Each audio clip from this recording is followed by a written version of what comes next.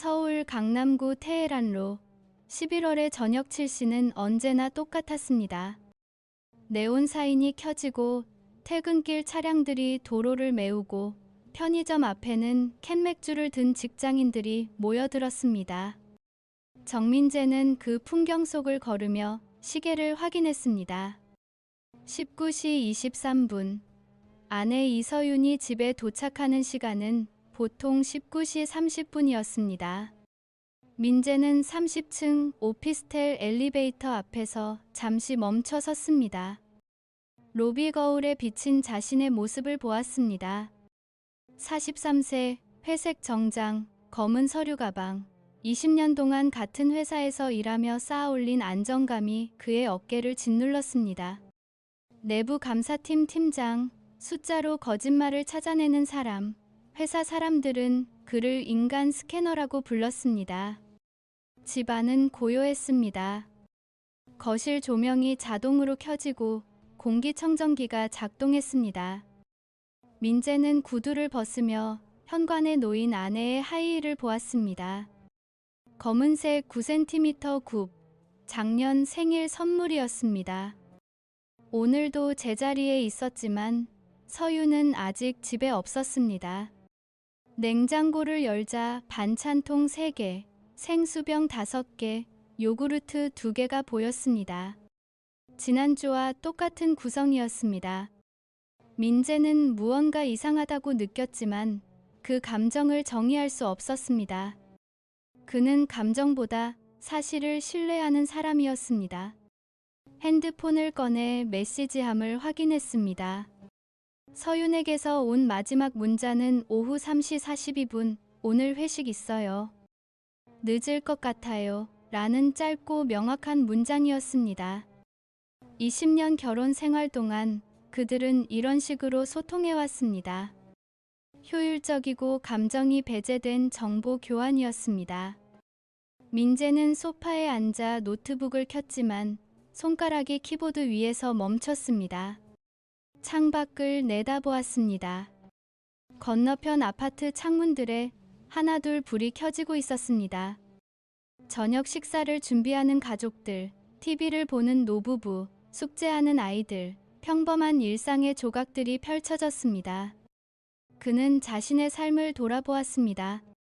결혼 20년, 아이 없음, 안정적인 직장, 강남의 오피스텔, 객관적으로 보면 성공한 삶이었습니다.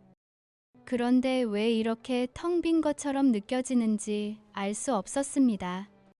19시 58분, 현관문이 열리는 소리가 들렸습니다. 서윤이 들어와 겨울 코트를 벗으며 말했습니다.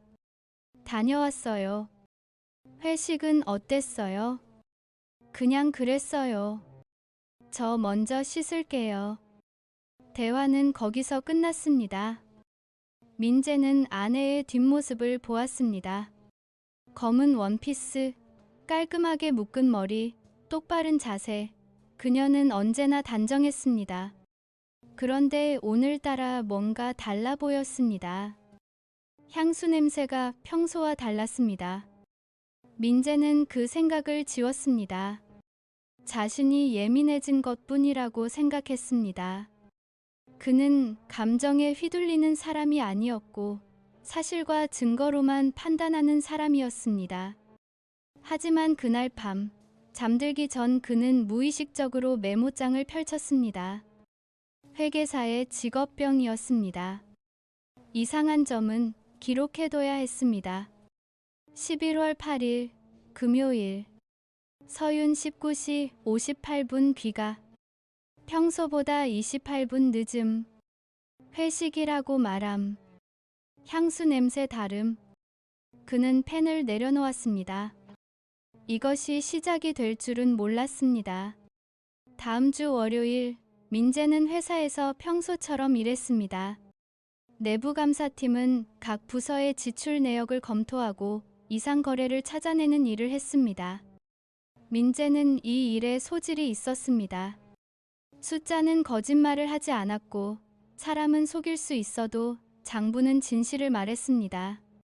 점심시간 동료 김 과장이 말을 걸었습니다. 팀장님, 요즘 부부 사이 좋으세요? 민재는 포크를 멈추고 그를 보았습니다. 왜 그런 질문을 하죠?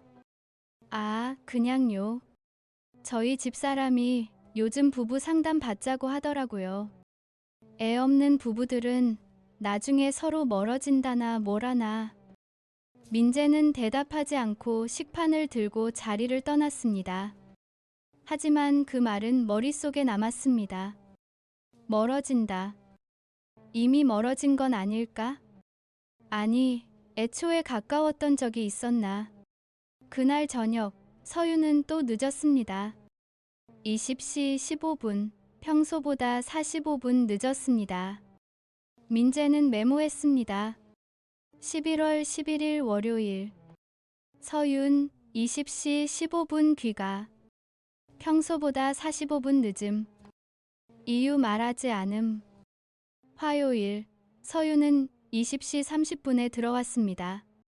수요일, 20시 42분, 목요일, 21시 정각이었습니다.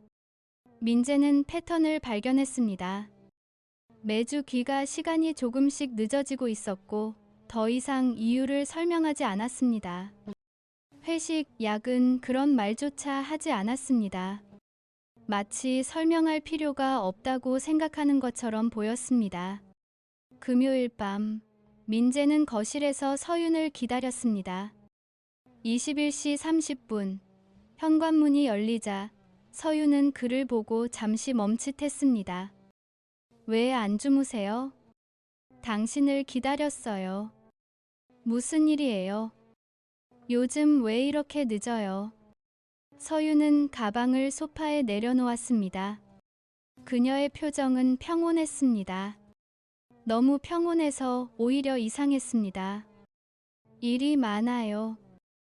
연말이라 정리할 게 많고. 회사 일요? 네. 혼자요. 서윤은 민재를 똑바로 쳐다보았습니다. 당신 지금 뭘 확인하려는 거예요? 민재는 대답하지 못했습니다. 그는 증거도 없이 추궁하는 사람이 아니었습니다. 하지만 지금 그는 증거를 찾고 있었습니다. 아내의 표정에서, 목소리에서, 침묵 속에서 찾고 있었습니다. 아무것도 아니에요. 그냥 요즘 우리 대화가 없는 것 같아서요. 서윤은 피식 웃었습니다. 그 웃음에는 냉소가 섞여 있었습니다. 20년 동안 대화다운 대화를 해본 적 있나요? 당신은 항상 일 얘기만 했고 저는 듣는 척만 했어요. 그게 우리 결혼 생활이었잖아요. 민재는 할 말을 잃었습니다. 그녀의 말이 사실이었기 때문입니다. 서윤은 침실로 들어갔고 문이 닫히는 소리가 유독 크게 들렸습니다. 민재는 거실에 혼자 남아 창밖을 보았습니다. 서울의 밤은 여전히 밝았고 수많은 불빛들이 반짝였지만 그의 집은 어두웠습니다. 그는 메모장을 펼쳐 지난 2주간의 기록을 다시 읽었습니다. 귀가 시간, 말투 변화, 향수 종류, 모든 것이 조금씩 달라지고 있었습니다. 민재는 펜을 들어 한 줄을 더 적었습니다. 11월 15일 금요일. 서윤, 우리 결혼 생활이라는 표현 사용. 과거형. 그는 펜을 내려놓고 눈을 감았습니다. 가슴 한쪽이 무너지는 것 같았지만 아직 확신하지 않았습니다. 감정이 아니라 증거가 필요했습니다.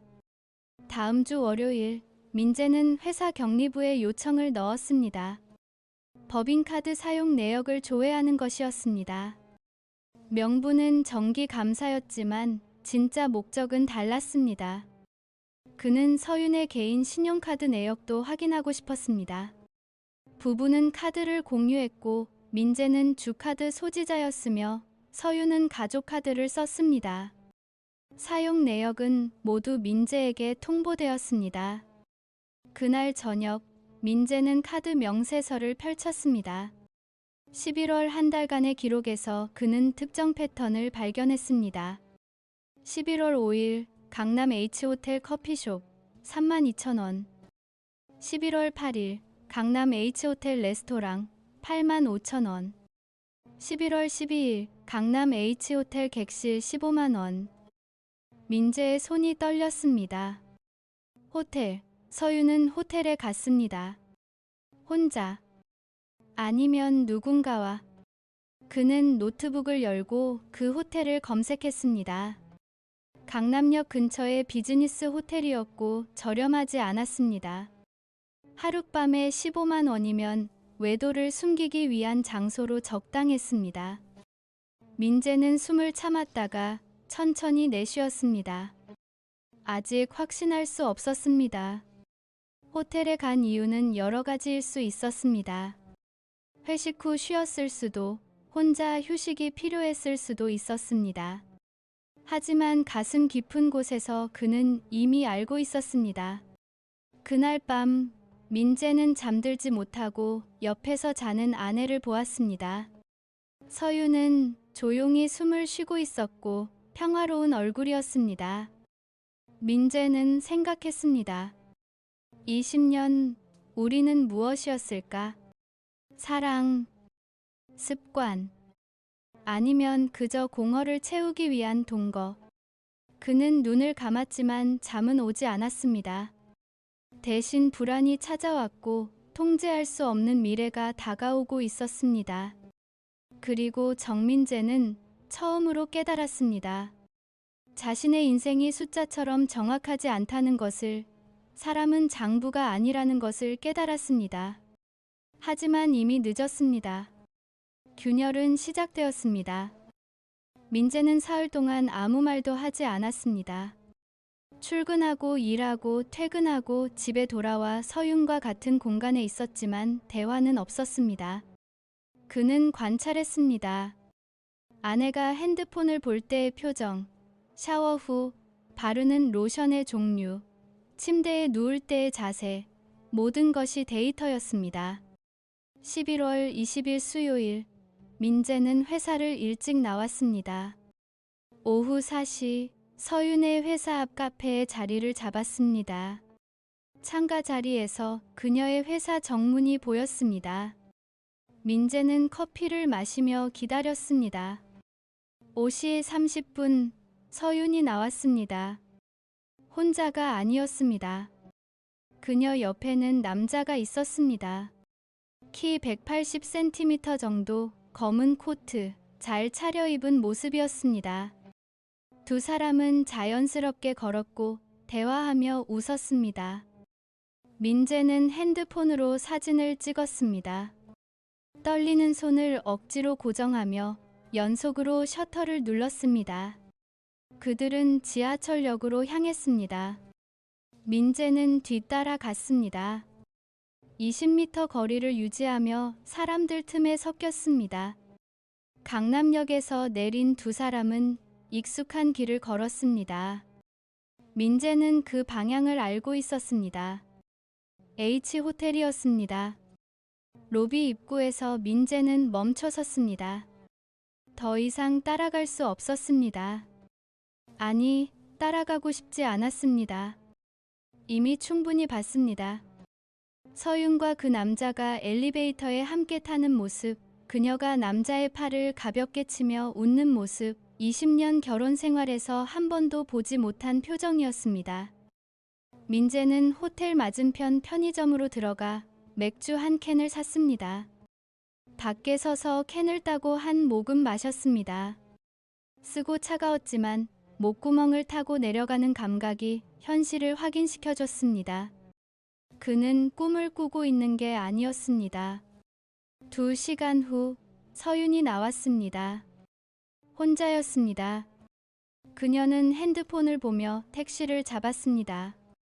민재는 그녀가 사라질 때까지 지켜봤습니다. 그리고 호텔로 걸어 들어갔습니다. 프런트 직원에게 명함을 내밀었습니다. 회사 내부감사팀 팀장이라는 직함이 적혀 있었습니다. 오늘 오후 6시경 체크인한 커플의 정보를 확인하고 싶습니다. 업무상 필요합니다. 죄송하지만 고객 정보는 제공할 수 없습니다. 민재는 지갑에서 10만 원을 꺼내 카운터에 놓았습니다. 이름만 확인하면 됩니다. 남자 고객의 이름만요. 직원은 잠시 망설이다가 컴퓨터를 확인했습니다. 박도현님으로 등록되어 있습니다. 민재는 고개를 끄덕이고 돌아섰습니다. 박도현, 그 이름을 기억했습니다. 집에 돌아온 민재는 노트북을 켰습니다. 포털 사이트에 박도현을 검색했습니다. 너무 흔한 이름이라 수백 개의 결과가 나왔습니다. 그는 서윤의 회사 이름과 함께 검색했습니다. 세 번째 결과에서 찾았습니다. 박도현, 40세, 서윤의 회사 마케팅 부서 차장이었습니다. 회사 블로그에 올라온 워크샵 사진에서 그를 확인했습니다. 오늘 본 그 남자가 맞았습니다. 민재는 더 깊이 파고들었습니다. 소셜미디어 계정을 찾았고 비공개 설정이었지만 프로필 사진은 볼 수 있었습니다. 옆에 여자가 있었습니다. 민재는 그 여자의 계정을 찾아냈습니다. 윤하린, 박도현의 아내였습니다. 그녀의 계정은 공개되어 있었습니다. 최근 게시물들을 확인했습니다.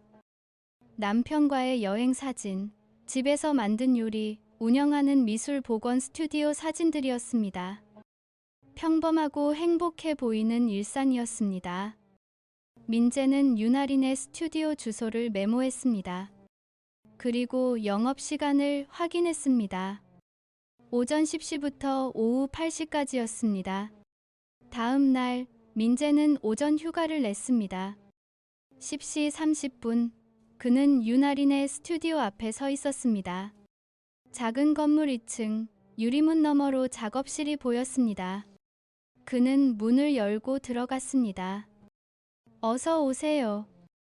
윤아린은 30대 후반으로 보였습니다.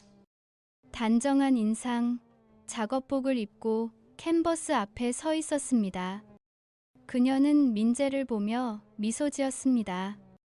그림 복원 문의시라면 이쪽으로 오세요. 아닙니다.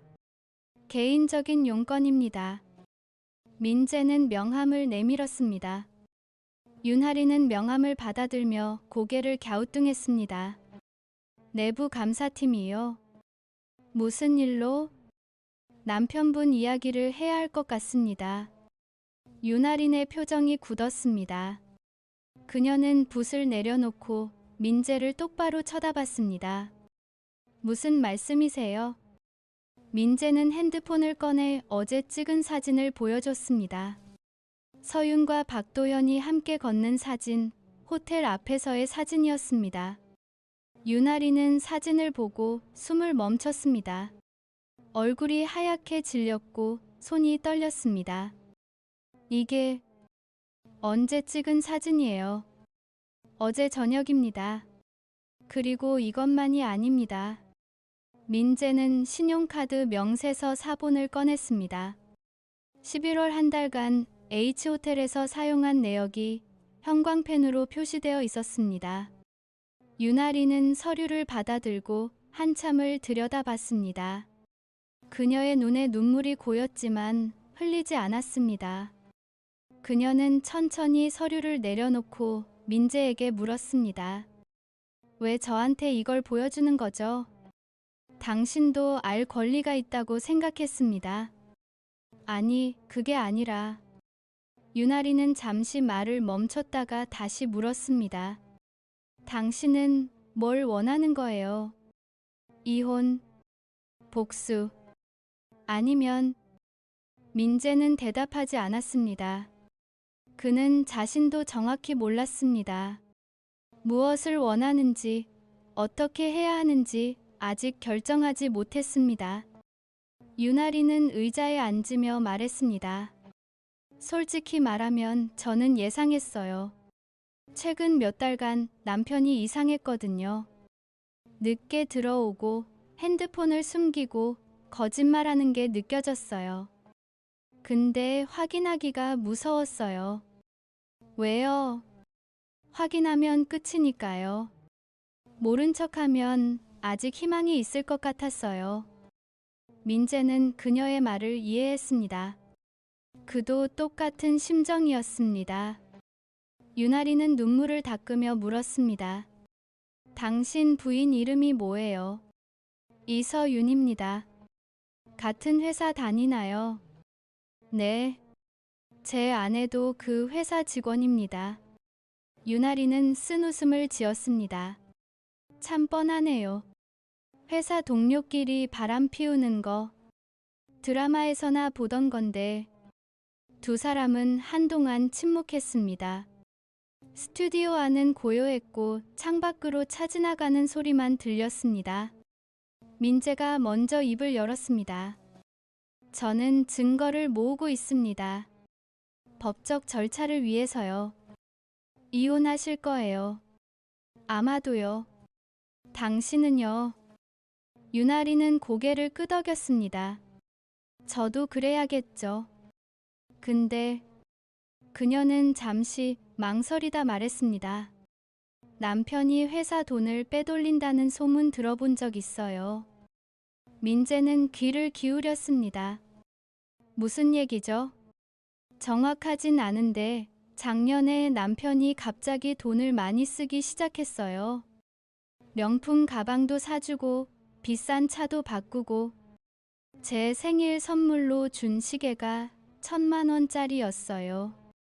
연봉으로는 불가능한 금액이에요. 민재의 머릿속에 무언가가 연결되었습니다.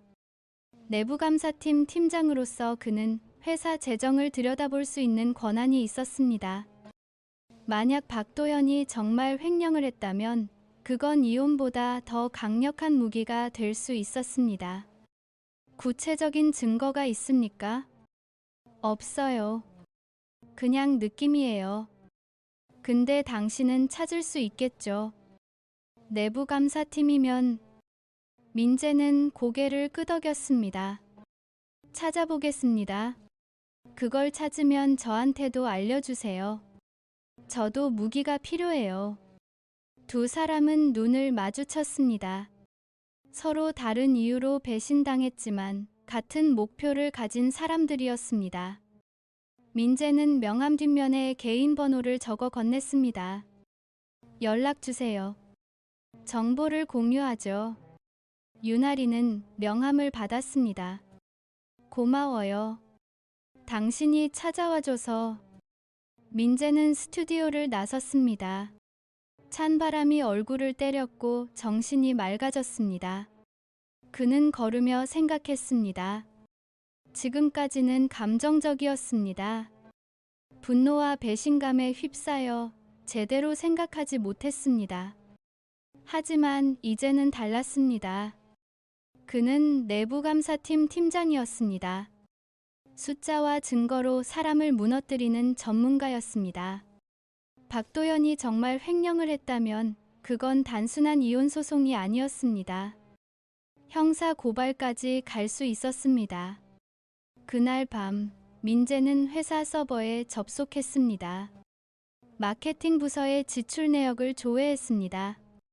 지난 2년간의 데이터를 다운로드하고 엑셀 시트를 펼쳤습니다. 숫자들이 화면을 가득 채웠습니다.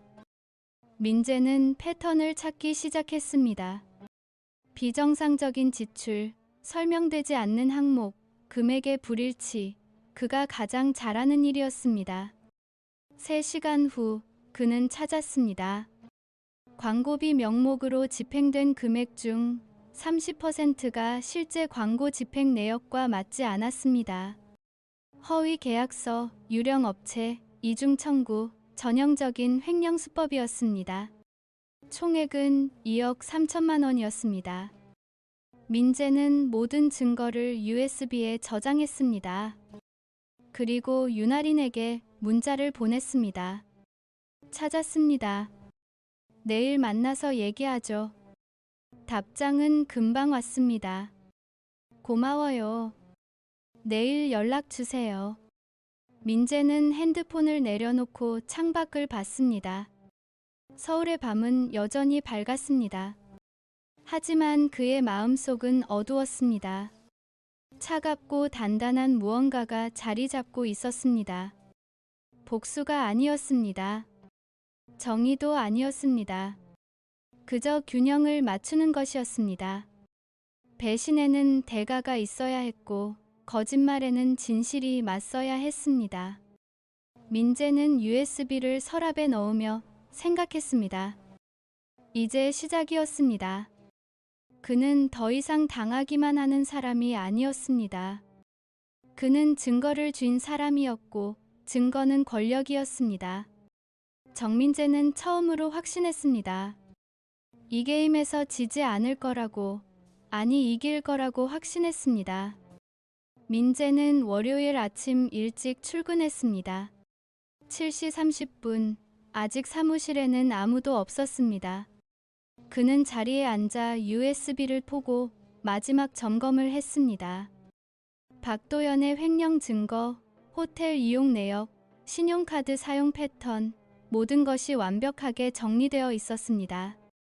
9시, 그는 대표이사 비서실에 전화를 걸었습니다. 긴급 보고건이 있습니다. 오늘 오전 중 시간 내주실 수 있습니까? 어떤 내용인가요? 마케팅 부서 횡령 의혹입니다. 금액이 상당합니다. 비서의 목소리가 긴장했습니다. 잠시만 기다리세요. 5분 후 민재는 10시 30분 대표이사실 미팅 일정을 잡았습니다. 그 사이 민재는 윤아린에게 전화를 걸었습니다. 오늘 오전에 회사에 보고합니다. 오후쯤 연락 드릴게요. 조심하세요. 그 사람들 가만히 있지 않을 거예요. 알고 있습니다. 민재는 전화를 끊고 서류를 정리했습니다. 그때 뒤에서 목소리가 들렸습니다. 팀장님, 벌써 출근하셨네요. 돌아보니 서윤이 서 있었습니다. 그녀는 평소와 다름없는 표정으로 커피를 들고 있었습니다. 민재는 차갑게 대답했습니다. 일이 많아서요. 주말 잘 보내셨어요? 그냥 그랬습니다. 서윤은 민재의 냉랭한 태도를 눈치챘는지 더 이상 말을 걸지 않고 자리로 갔습니다. 민재는 그녀의 뒷모습을 보며 생각했습니다. 오늘 오후쯤이면 모든 게 달라질 것이라고, 그녀가 지금처럼 태어날 수 없을 거라고 생각했습니다. 10시 30분, 민재는 대표이사실에 들어갔습니다. 50대 후반의 대표이사 강철수는 심각한 표정으로 앉아 있었습니다. 옆에는 법무팀장과 인사팀장이 함께했습니다. 앉으시죠. 어떤 내용인지 설명해 주세요. 민재는 노트북을 열고 준비한 자료를 스크린에 띄웠습니다.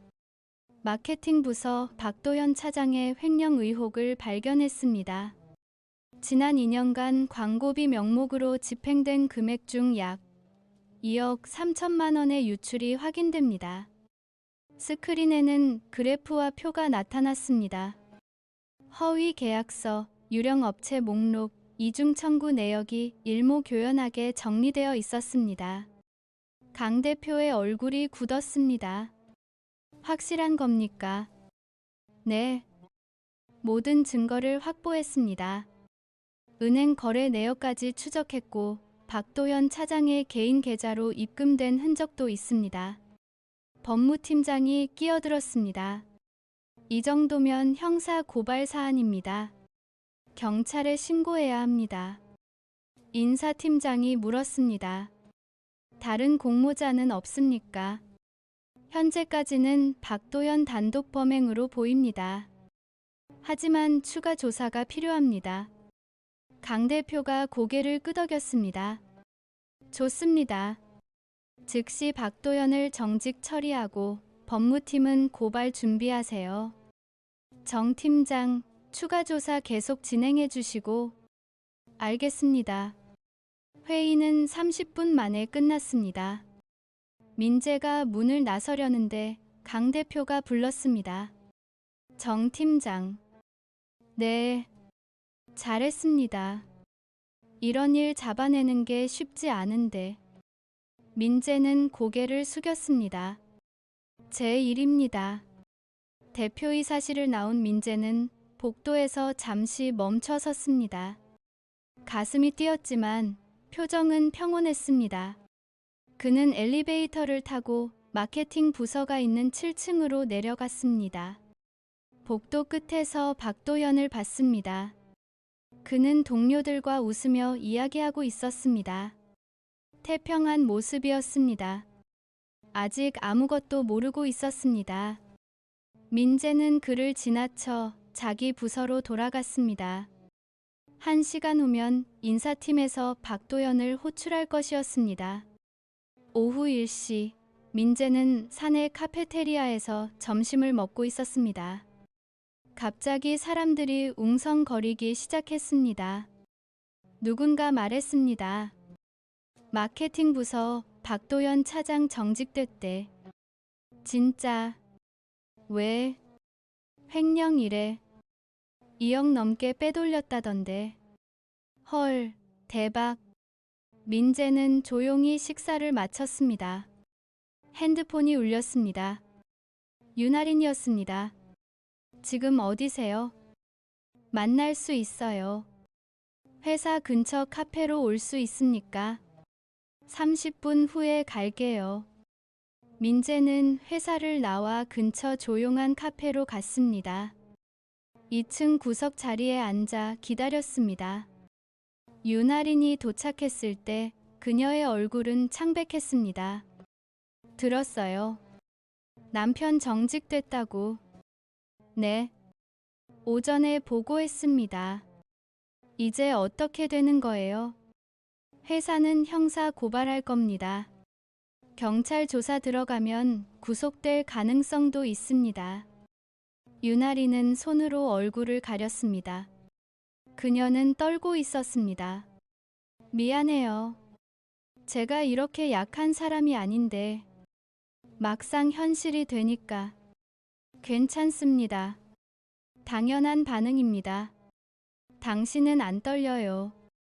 당신 부인도 같이 무너질 텐데.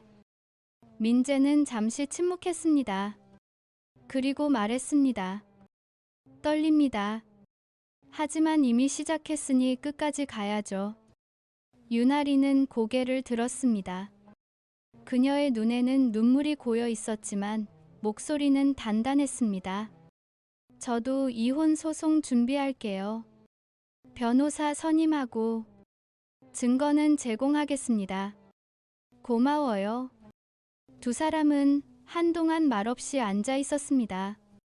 창밖으로 사람들이 지나갔습니다. 평범한 일상을 사는 사람들이었습니다. 민재와 윤아린은 그들을 부러워했습니다. 저녁 7시, 민재는 집에 돌아왔습니다. 현관문을 열자 서윤이 거실에 서 있었습니다. 그녀의 얼굴은 일그러져 있었고 눈은 붉게 충혈되어 있었습니다. 당신이 한 거예요. 민재는 구두를 벗으며 차분하게 대답했습니다. 무슨 말입니까? 도현이 정직된 거. 당신이 고발한 거잖아요.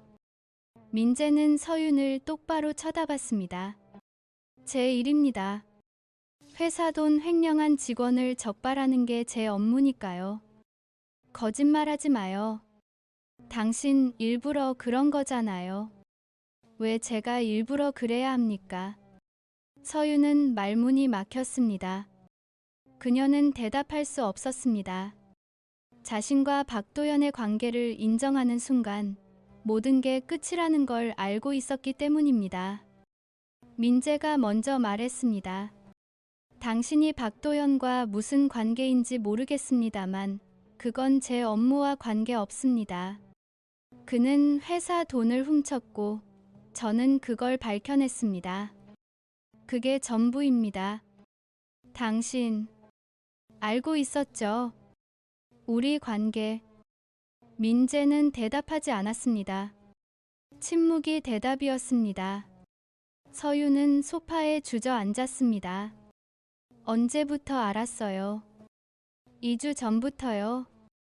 호텔 영수증 받습니다. 왜 아무 말 안 했어요?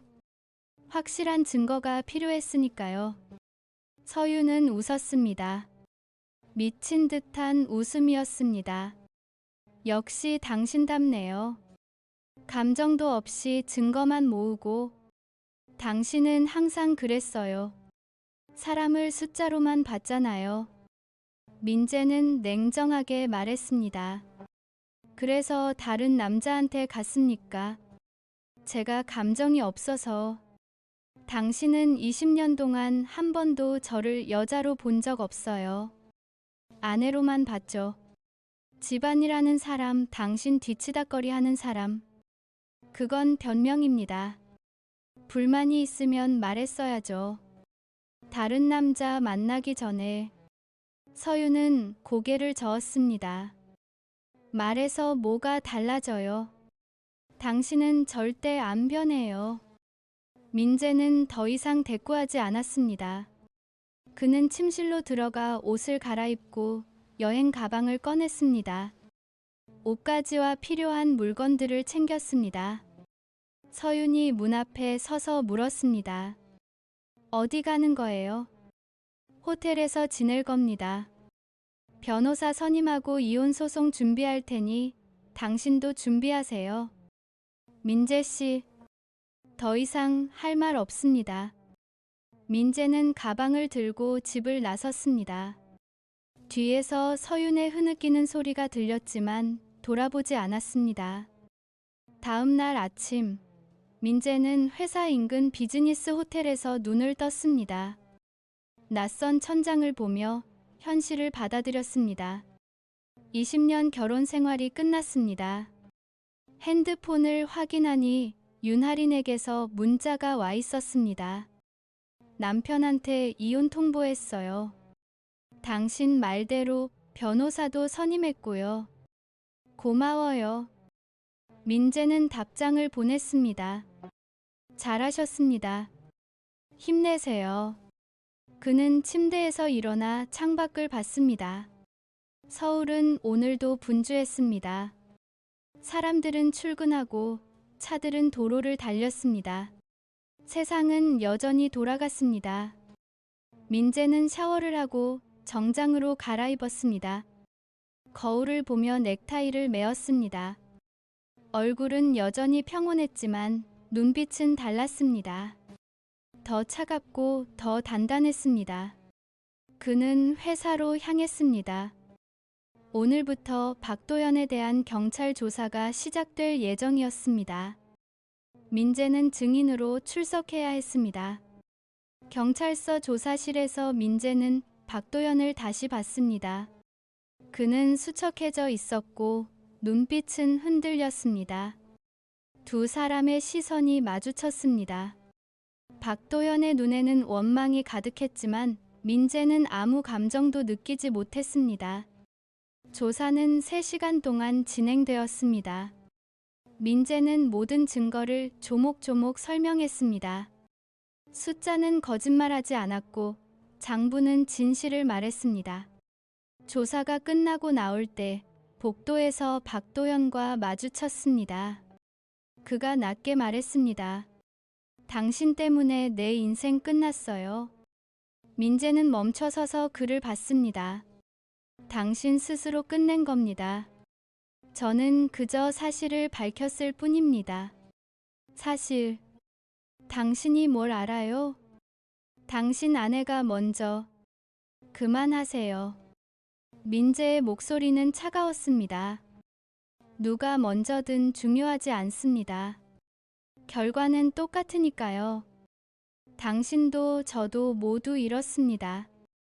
박도연은 더 이상 말하지 못했습니다. 민재는 그를 지나쳐 경찰서를 나섰습니다. 밖은 추웠습니다. 12월의 바람이 얼굴을 때렸습니다. 민재는 코트 깃을 세우고 걸었습니다. 그는 알고 있었습니다. 이제 모든 것이 무너졌다는 것을, 하지만 그 폐허 위에서 새로운 무언가를 시작해야 한다는 것을 알고 있었습니다. 정민재는 처음으로 자유를 느꼈습니다. 무겁지만 자유로웠습니다. 이제 더 이상 거짓 위에서 살지 않아도 되었습니다. 박도연의 구속 소식은 회사 전체로 퍼졌습니다. 2억 3천만 원 횡령, 증거인멸 우려, 도주 가능성을 이유로 검찰은 구속영장을 청구했고 법원은 이를 받아들였습니다. 민재는 뉴스로 그 소식을 접했습니다. 호텔방에서 혼자 저녁 도시락을 먹으며 TV를 봤습니다. 화면에는 법원 청사를 나오는 박도연의 모습이 잡혔습니다. 수갑을 찬 손, 고개를 숙인 얼굴, 플래시 세례를 받으며 호송차에 오르는 뒷모습이었습니다. 민재는 젓가락을 내려놓았습니다. 배가 고프지 않았습니다. TV를 껐습니다. 고요한 방에 혼자 앉아 생각했습니다. 이것이 정의인가, 복수인가, 아니면 그저 파멸의 연쇄인가 생각했습니다. 핸드폰이 울렸습니다. 윤아린이었습니다. 뉴스 봤어요. 네. 저는 어떻게 받아들여야 할지 모르겠어요. 남편이 저렇게 된 게 당연하다고 생각하면서도 동시에 제 책임 같기도 하고, 당신 책임이 아닙니다. 그럼 누구 책임이에요? 당신도 아니잖아요. 결국 다 도연이가 선택한 거고. 민재는 대답하지 못했습니다. 윤하린이 맞았습니다. 모든 것은 박도연이 선택한 길이었습니다. 횡령도, 외도도, 거짓말도 모두 그의 선택이었습니다. 내일 면회 갈 거예요. 아니요. 안 갈 겁니다. 볼 이유가 없어요. 그게 맞습니다. 당신은요? 부인 만났어요? 아니요. 만날 생각도 없습니다. 두 사람은 잠시 침묵했습니다. 전화 너머로 윤아린의 한숨 소리가 들렸습니다. 우리 참 이상하네요. 피해자인데 왜 이렇게 죄책감이 드는지. 그게 정상입니다. 우리가 인간이니까요. 당신 목소리는 항상 차분하네요. 속으론 어때요? 진짜 괜찮은 거예요. 민재는 창밖을 봤습니다. 도시의 불빛들이 반짝였습니다. 괜찮지 않습니다. 하지만 견뎌야죠. 다른 방법이 없으니까. 그렇죠. 견뎌야죠. 전화가 끊겼습니다. 민재는 핸드폰을 내려놓고 침대에 누웠습니다. 천장을 보며 눈을 감았습니다. 잠은 오지 않았습니다. 일주일 후 민재는 변호사 사무실에 있었습니다. 이혼 소송 준비를 위한 상담이었습니다. 40대 중반의 여성 변호사 최은정은 서류를 검토하며 말했습니다. 증거는 충분합니다. 배우자의 간통 사실이 명확하고 재산 분할도 유리하게 진행될 겁니다. 문제는 뭡니까? 부인 측에서 합의를 원할 가능성이 큽니다. 재판까지 가면 본인도 사회적으로 매장되니까요. 특히 상간남이 구속된 상황에서는 더더욱. 합의할 생각 없습니다. 감정적으로 이해는 갑니다만 현실적으로 생각하셔야 합니다. 재판은 시간도 오래 걸리고 양측 다 상처받습니다. 민재는 고개를 저었습니다. 상처는 이미 받았습니다. 저는 명확한 결론이 필요합니다. 법적으로. 최 변호사는 한숨을 쉬며 고개를 끄덕였습니다. 알겠습니다. 그럼 재판 준비 진행하겠습니다. 상담을 마치고 나오는데 복도에서 서윤을 마주쳤습니다. 그녀도 변호사와 함께 있었습니다. 두 사람은 멈춰 섰습니다. 일주일 만의 대면이었습니다. 서윤은 초췌했습니다. 화장기 없는 얼굴, 흐트러진 머리, 구겨진 옷차림이었습니다. 예전의 단정한 모습은 찾을 수 없었습니다. 민재 씨. 민재는 대답하지 않았습니다. 그저 그녀를 봤습니다. 우리 얘기 좀 해요. 제발 변호사를 통해서 하세요. 왜 이래요? 20년을 함께 산 사이잖아요. 민재는 차갑게 말했습니다. 그 20년이 거짓이었으니까요. 서윤의 눈에 눈물이 고였습니다. 다 제 잘못이에요. 인정해요. 근데 이렇게까지 할 필요 있어요. 도연이까지 감옥에 보내고 그건 제가 한 게 아닙니다. 그 사람이 저지른 범죄의 결과입니다. 당신이 고발했잖아요. 제 일이었으니까요. 회사 돈 횡령한 직원을 적발하는 게 제 업무였습니다. 서윤은 울음을 터뜨렸습니다.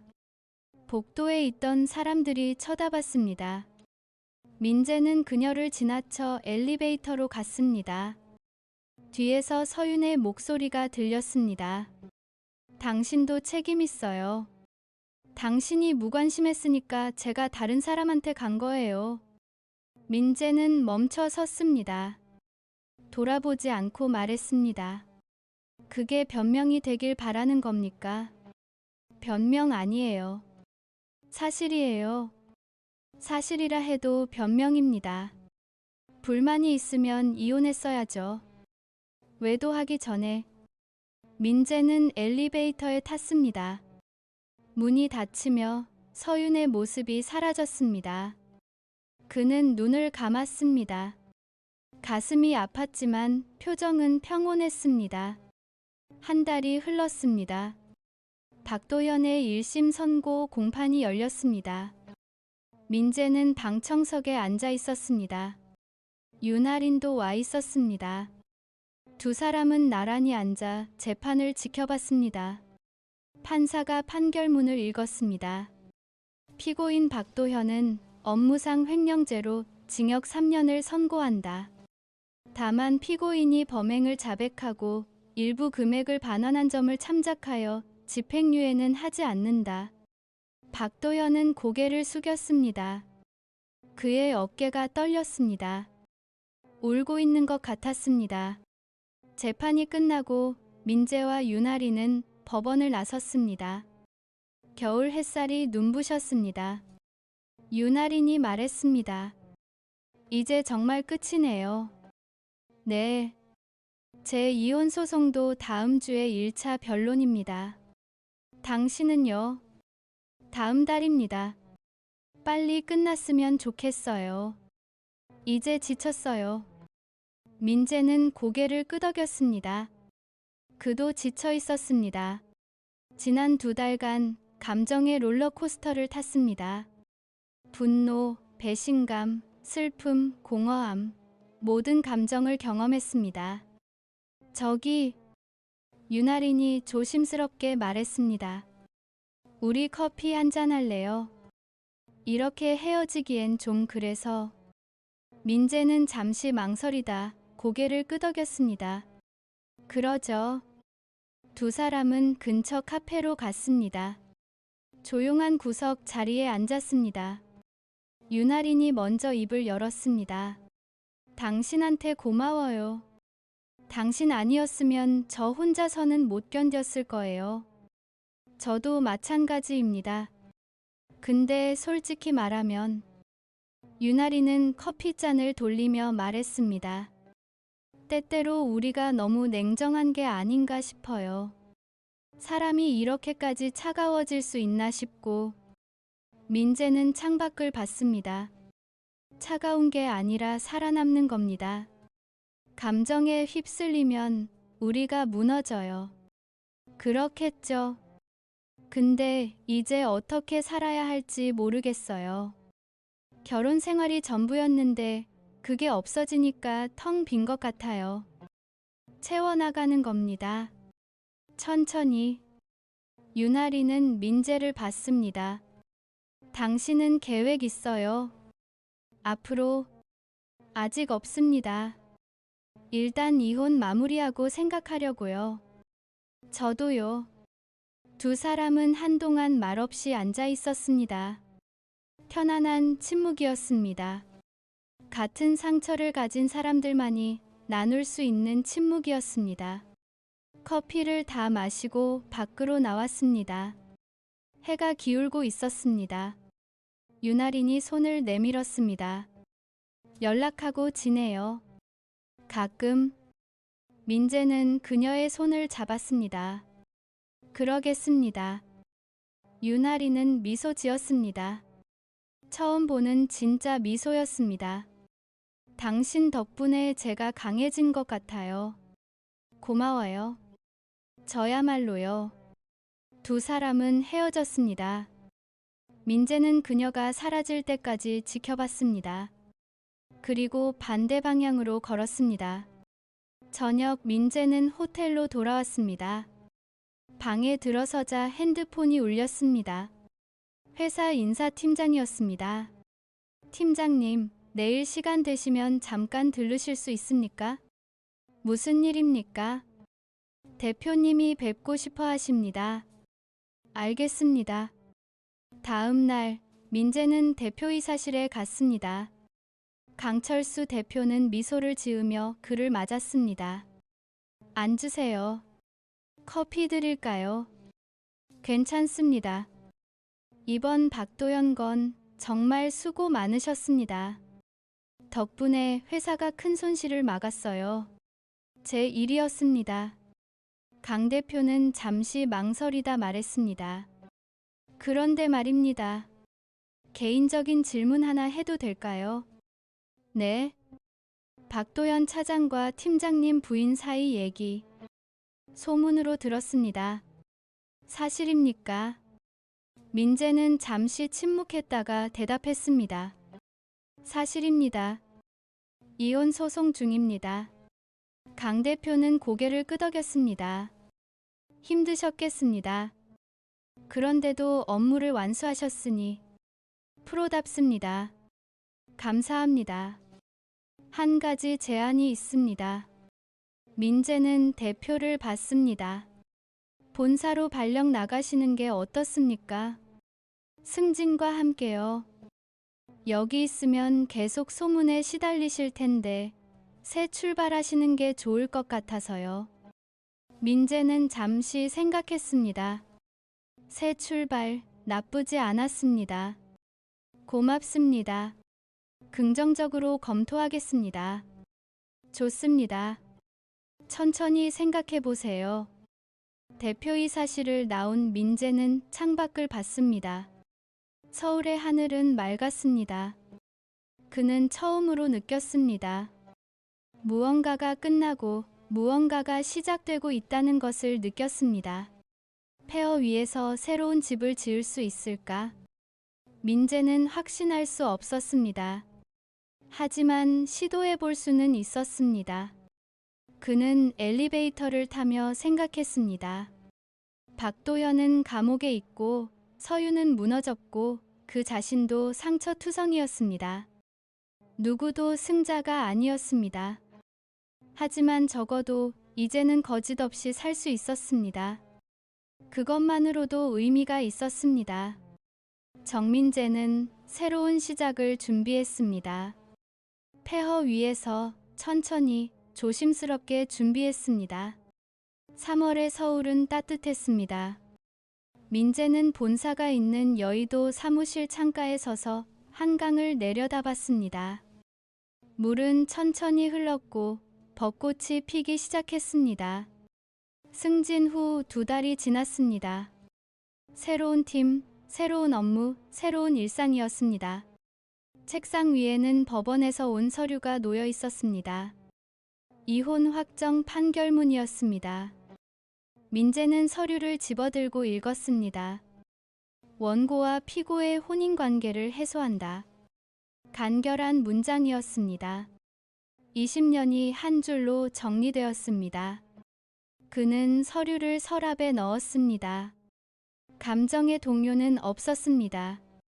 이미 예상했던 결과였고 필요한 절차였습니다. 다만 공허함은 있었습니다. 무언가 큰 것이 사라진 자리에 공허함이었습니다. 핸드폰이 울렸습니다. 윤아린이었습니다. 저도 오늘 판결문 받았어요. 축하합니다. 축하할 일인가 싶기도 하지만 뭐 필요한 일이었죠. 그렇습니다. 저녁 먹을래요. 오늘 기념으로. 민재는 잠시 망설였습니다.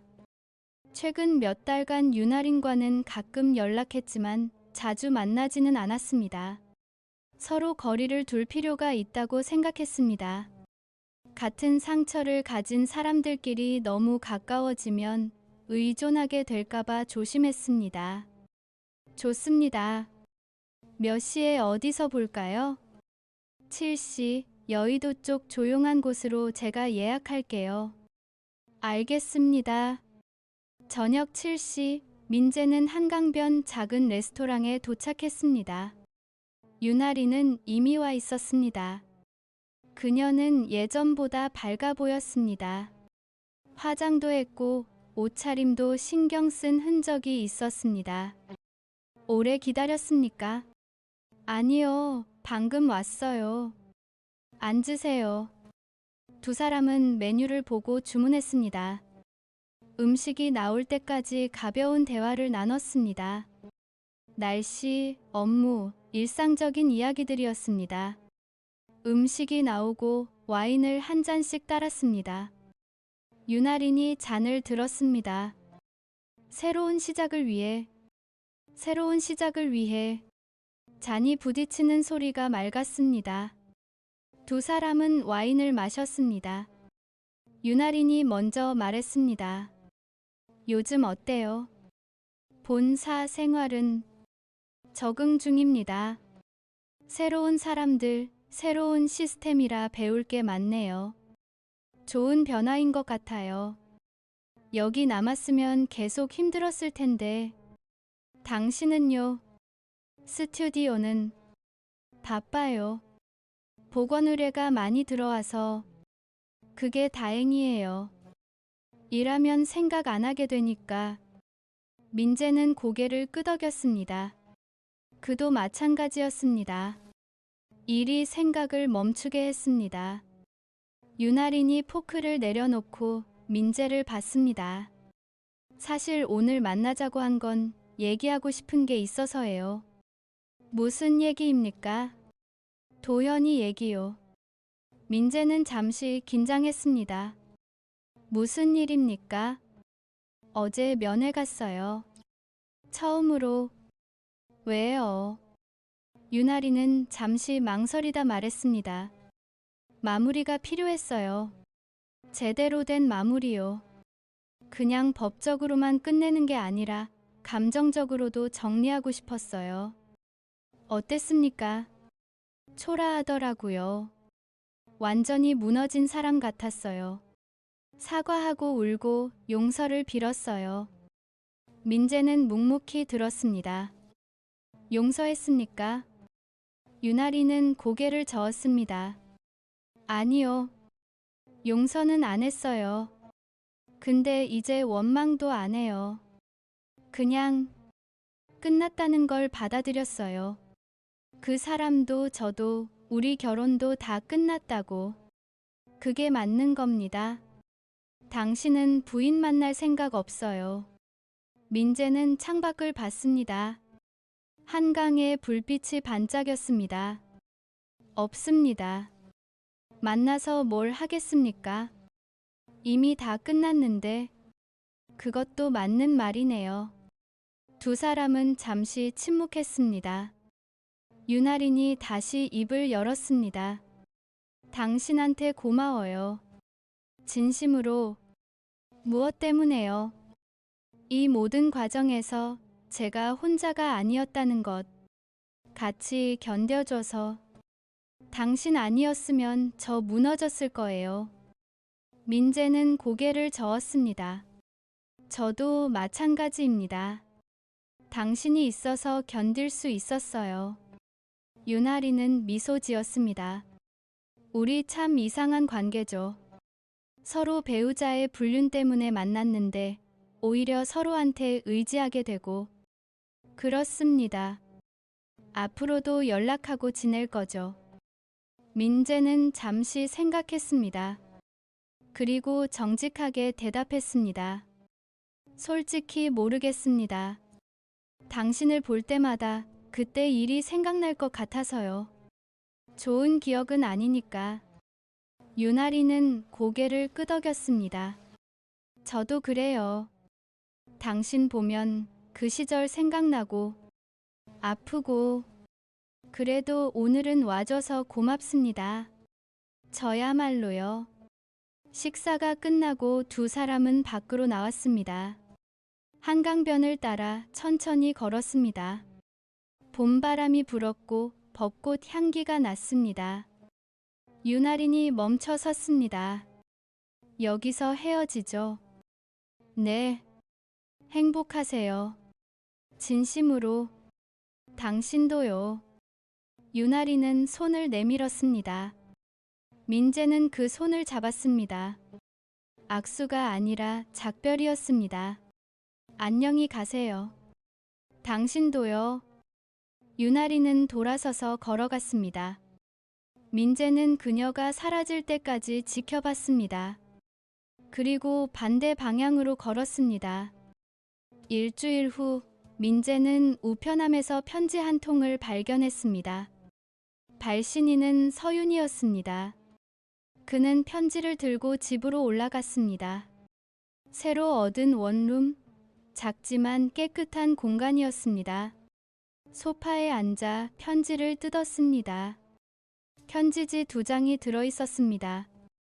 민재 씨에게. 이 편지를 쓸지 말지 고민했습니다. 당신은 읽지도 않을 거라고 생각했으니까요. 하지만 그래도 써야 할 것 같았습니다. 미안합니다. 진심으로 사과합니다. 변명은 하지 않겠습니다. 제가 잘못했습니다. 당신을 배신했고 20년을 무너뜨렸습니다. 당신 말이 맞았습니다. 불만이 있었으면 이혼하고 다른 사람을 만났어야 했습니다. 하지만 저는 비겁했습니다. 둘 다 잡으려 했고 결국 모두 잃었습니다. 지금 저는 회사를 그만두고 작은 동네로 이사했습니다. 혼자 살고 있습니다. 사람들 시선이 무서워서 숨어 사는 것 같지만 어쩌면 이게 맞는 것 같습니다. 제가 치러야 할 대가니까요. 당신한테 용서를 구하는 건 아닙니다. 용서받을 자격이 없다는 걸 압니다. 다만 감사하다는 말을 하고 싶었습니다. 20년간 안정적인 삶을 주셔서 감사합니다. 한 번도 저를 함부로 대하지 않았고 존중해 주셨습니다. 제가 그걸 너무 당연하게 여겼습니다. 당신은 좋은 사람이었습니다. 제가 그걸 몰랐을 뿐입니다. 행복하세요. 저보다 훨씬 나은 사람을 만나세요. 이서윤. 민재는 편지를 다 읽고 접었습니다. 눈물은 나지 않았습니다. 다만 깊은 한숨이 나왔습니다. 그는 편지를 서랍에 넣었습니다. 답장은 하지 않기로 했습니다. 할 말이 없었습니다. 용서도 원망도 하지 않았습니다. 그저 받아들였습니다. 창밖을 봤습니다. 해가 지고 있었습니다. 민재는 베란다로 나가 난간에 기댔습니다. 봄바람이 얼굴을 스쳤습니다. 그는 생각했습니다. 지난 6개월을 돌아봤습니다. 배신, 분노, 복수, 법정, 이혼, 모든 과정이 지나갔습니다. 그는 승자가 아니었습니다. 박도연은 감옥에 있고 서윤은 숨어 살고 유나리는 혼자이고 자신도 혼자였습니다. 누구도 이기지 못했습니다. 하지만 적어도 진실 위에 서 있었습니다. 거짓 없이 위선 없이 살 수 있었습니다. 그것만으로도 의미가 있었습니다. 민재는 핸드폰을 꺼내 메모장을 열었습니다. 6개월 전 시작했던 기록 11월 8일 금요일 서윤 19시 58분 귀가. 그는 스크롤을 내려 마지막 페이지까지 갔습니다. 그리고 새로운 줄을 추가했습니다. 3월 24일 일요일 이혼 확정. 새로운 시작. 그는 저장 버튼을 눌렀습니다. 그리고 메모장을 닫았습니다. 다음 날 아침, 민재는 일찍 일어나 조깅을 했습니다. 한강변을 따라 천천히 뛰었습니다. 봄 햇살이 따뜻했고 벚꽃이 흩날렸습니다. 뛰면서 그는 생각했습니다. 앞으로 어떻게 살 것인가, 무엇을 할 것인가 생각했습니다. 확실한 건 없었습니다. 다만 한 가지는 알았습니다. 이제는 숫자가 아니라 사람으로 살고 싶다는 것, 통제가 아니라 수용으로 살고 싶다는 것을 알았습니다. 조깅을 마치고 벤치에 앉았습니다. 숨을 고르며 강을 봤습니다. 물은 여전히 흐르고 있었습니다. 멈추지 않고 돌아가지 않고 그저 앞으로 나아가고 있었습니다. 민재는 그 흐름을 보며 깨달았습니다. 삶도 그렇다는 것을, 멈출 수 없고 돌아갈 수 없다는 것을, 그저 흘러가야 한다는 것을 깨달았습니다. 그는 일어나 집으로 걸어갔습니다. 새로운 하루가 시작되었습니다. 완벽하지 않지만 진실한 하루, 화려하지 않지만 정직한 하루가 시작되었습니다. 정민재는 걸으며 처음으로 미소 지었습니다. 작지만 진짜 미소였습니다. 그는 이제 알았습니다. 행복은 완벽함이 아니라 수용에서 온다는 것을, 사랑은 소유가 아니라 존중이라는 것을, 인생은 통제가 아니라 균형이라는 것을 알았습니다. 그리고 그 균형을 찾기 위해 한 걸음씩 나아갔습니다. 천천히, 조심스럽게, 하지만 멈추지 않고 나아갔습니다. 봄은 왔고, 벚꽃은 피었고, 삶은 계속되었습니다.